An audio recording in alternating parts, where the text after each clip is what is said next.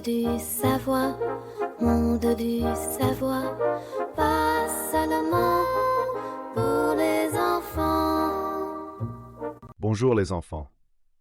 Aujourd'hui, nous allons parler de la communication en réseau.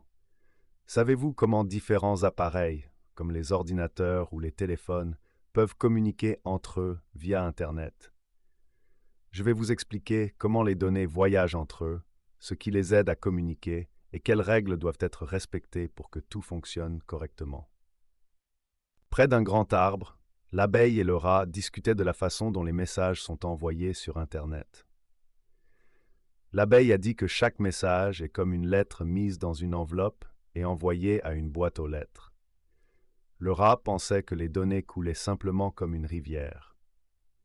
Je leur ai expliqué que les données sont divisées en petites parties appelées paquets qui voyagent par différents chemins jusqu'à leur destination, où elles sont assemblées. Cela les a aidés à comprendre qu'Internet fonctionne davantage comme un puzzle astucieux que comme une rivière ou un facteur. Sur le terrain de jeu, le chiot et le chat discutaient des adresses Internet protocole. Le chiot a dit que ce sont sûrement des adresses de résidence des ordinateurs. Le chat a acquiescé, ajoutant que son ordinateur a sûrement une adresse unique. Je les ai félicités pour leur bonne intuition et j'ai ajouté que l'adresse Internet protocole est en effet l'identifiant de chaque appareil sur le réseau, ce qui aide à le retrouver parmi des milliards d'autres.